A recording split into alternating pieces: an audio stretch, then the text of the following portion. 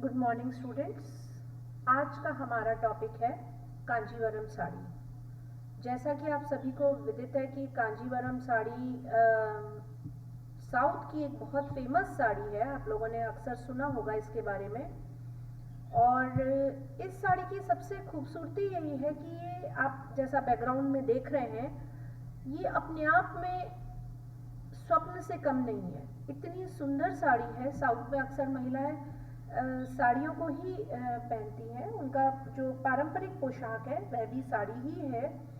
और इसी वजह से कांजीवरम साड़ियाँ हमें एक स्थान है चेन्नई के पास, कांचीपुरम, तमिलनाडु की एक छोटा सा शहर है। यहाँ पे प्रसिद्ध कांजीवरम साड़ियों की बुनाई लगभग 400 साल से हो रही है।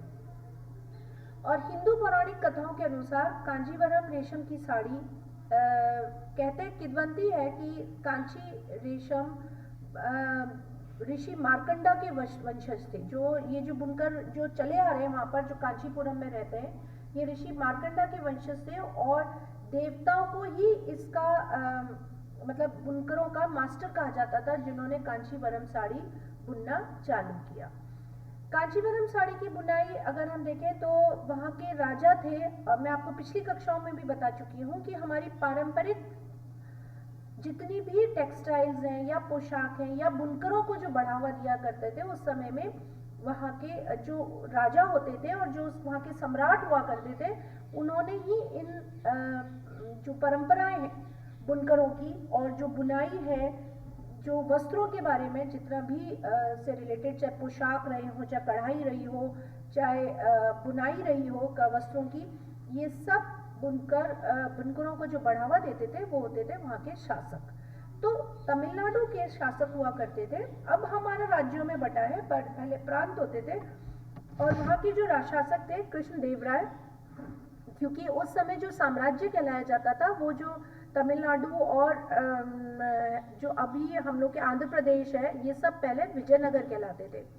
इनके दौरान, शासनकाल के दौरान, कला वास्तव में थोड़ा सा बंद हो गई थी, लेकिन आंध्र प्रदेश के दो प्रमुख बुनाई समुदाय, देवांग और सालिगर्स, ये कांचीपुरम शहर में जाके बस गए।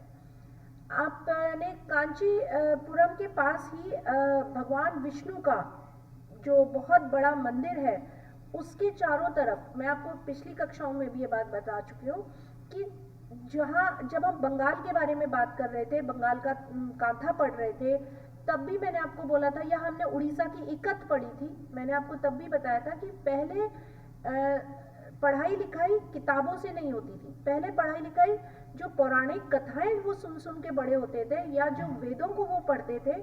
और जो बुनकर होते थे वो अपने आसपास के जो भौगोलिक वातावरण में जो भी फल, पत्ती, बूटे, जैसे मैंने उदाहरण के लिए आपको बताया था कि अगर आज आपको मैं कोई चित्र बनाने को दूंगी तो आपको कभी भी याक का चित्र नहीं आएगा, सबसे पहले हमको ऊंट दिखे याद आएगा।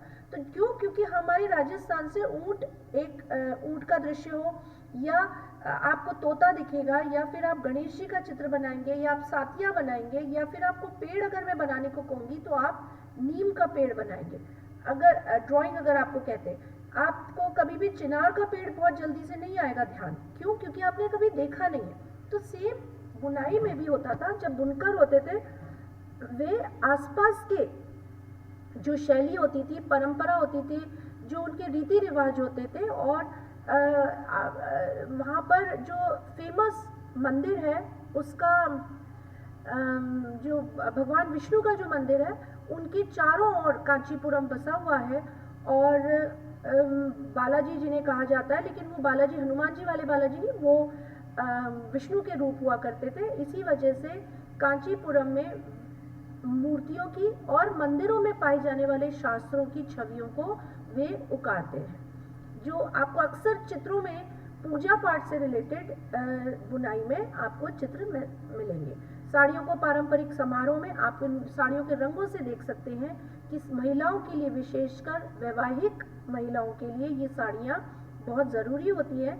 और दक्षिण भारत में ये प्रथा आज भी जारी है कि महिला विवाह के समय, फेरों के समय और एक सुहागन के लिए कांचीवरम साड़ी का पहनना या धारण करना बहुत बहुत ही ज़रूरी माना जाता है या उनके लिए बड़ा वैभव का एक प्रतीक है। कांचीपुरम सिल्क साड़ियों को शुद्ध शहतूत रेशम से बुना जाता है, जबकि रेशम दक्षिण भारत का है। शुद्ध सोने और चांदी की जरी गुजरात से आती है।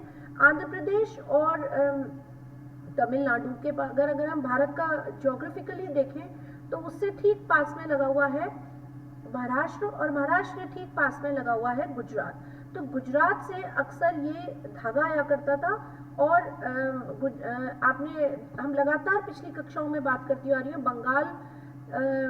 बांग्लादेश हुआ करता था। बांग्लादेश में कॉटन बनता था, सूत बनता था, वहां से बंगाल आता था, बंगाल से उत्तर प्रदेश, मध्य प्रदेश, और नीचे साड़ियों का पिछली कक्षा में हमने जामदनी और चंदेरी साड़ियों की बात की थी, तो उन्हीं के रेशम और वहीं से कॉटन का धागा भी आता था।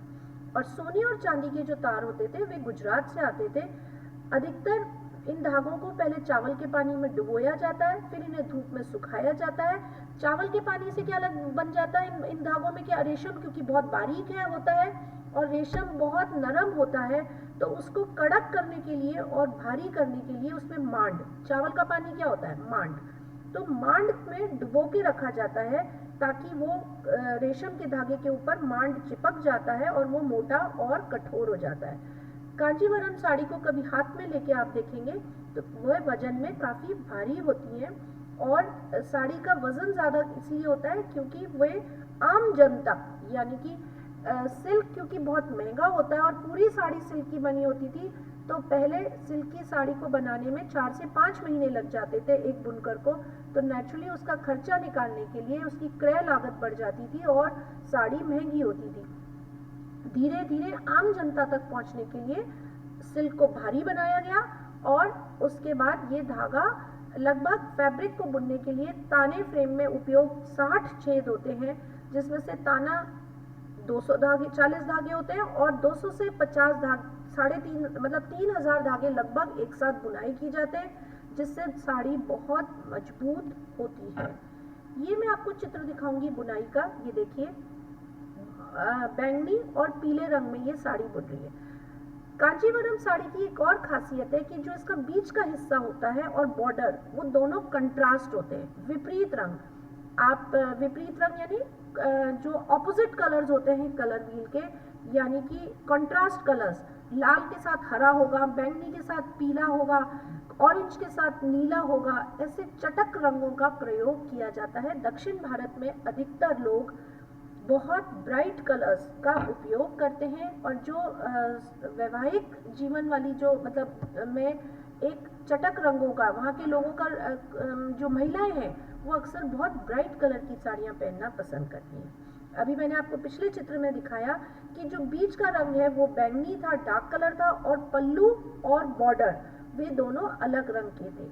अब जब बुनाई की जाती है तो आप अगर इस चित्र को दोबारा से देखें तो बीच के हिस्से को अलग बुना जाता है, बॉर्डर अलग बुना जाता है और पल्लू अलग बुना जाता है, और फिर बाद में इन तीनों को एक साथ जोड़ा जाता है, और इस जुड़ने को बोलते हैं कोरवई, जो उनका लोकल नेम है। जरी 3 रेशम के धागों से बनी हुई होती है, जिससे चांदी के, और बीच बीच में इनको सुंदर बनाने के लिए इनमें गोल्डन और सिल्वर कलर के धागों का भी इस्तेमाल किया जाता है। और वजन इसलिए किया जाता है, वजनीकरण, जो सिल्क का वजनीकरण है जो चावल के पानी से किया जाता है, वो इसलिए किया जाता है ताकि साड़ी भारी हो जाए। अधिकतर आप देखेंगे 2 किलो तक की भी एक कांजीवरम साड़ी होती है। चूंकि इसके बाद आता है साड़ियों के जो मोटिव्स है, यानी कि जो उनमें नमूने काम में लिए जाते हैं। मैंने आपको बताया कि भगवान विष्णु के मंदिर के चारों तरफ जो पौराणिक कथाएं होती हैं, अब पौराणिक कथाएं हिंदुओं में कौन सी होती है, रामायण और महाभारत, और भगवान विष्णु किसके रूप थे, भगवान राम के और कृष्ण के। तो अक्सर भगवान राम के जन्म के समय की चित्र और भगवान और कृष्ण के जन्म के समय की चित्रों का भी इस्तेमाल इसमें बहुत अधिकतर पल्लुओं में किया जाता है। इसके अलावा साड़ियों की जो बॉर्डर है उनमें मंदिर, महल, अक्सर इनका भी उपयोग किया जाता है। डिजाइन के बॉर्डर में पिरामिड के चित्र डिजाइन भी होते हैं, चेक्स भी दिए जाते हैं, पट्टियां भी दी जाती हैं और फूलों के गुच्छे भी अक्सर दिए जाते हैं। इसके अलावा जानवर जैसे मोर, तोता, अक्सर इनके भी चित्र होते हैं। इसके अलावा फल में जो उनके आसपास पाए जाने वाले फल होते हैं, पक्षी होते हैं, सूर्य, चंद्रमा आदि प्रतीकात्मक, इनके चित्र नहीं होते पर इनको प्रतीकात्मक रूप में इनका रूपांकन किया जाता है।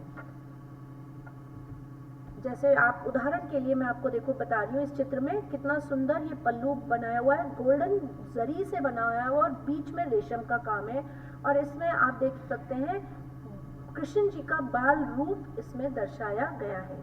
आप इस चित्र को देख के आपको ऐसा नहीं लगता कि ये पेंटिंग है, नहीं, ये पेंटिंग नहीं है, ये बुनाई है। आप देखिए कितना सुंदर रूप से इसको बुना हुआ है, कितनी मेहनत लगी होगी। नीचे कमल के फूल हैं, अगर आप ध्यान से देखें तो इन चित्रों ये भगवान कृष्ण का बाल रूप है और नीचे छोटे छोटे आप बुनाई में देखेंगे कमल के फूल और पत्तियां।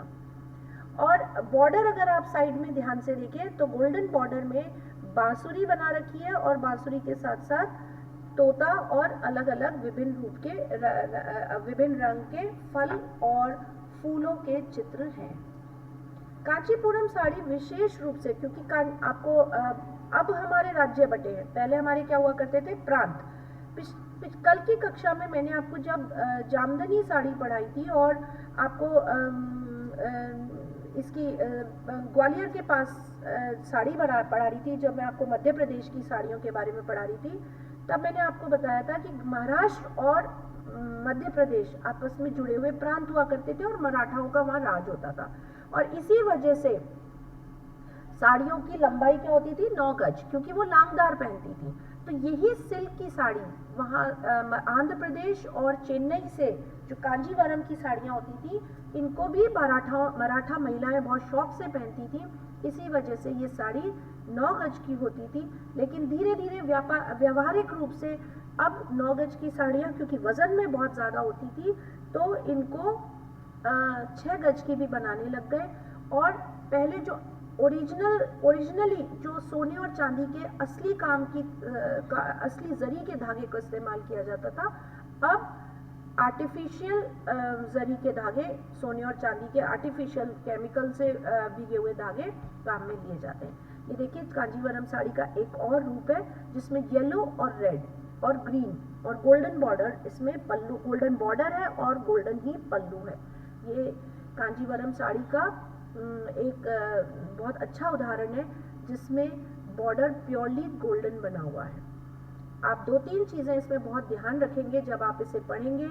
एक तो कांजीवरम साड़ी सिल्क की होती है, भारी सिल्क होता है। दूसरा आप ध्यान रखेंगे ये कंट्रास्ट कलर में होती हैं, हम कभी भी एक रंग में नहीं होती। और तीसरा, इसमें सोने और चांदी के तारों का बहुत उपयोग लिया जाता है। और चौथा, पौराणिक कथाओं के चित्र भी इसमें समाहित किए जाते हैं। Thank you.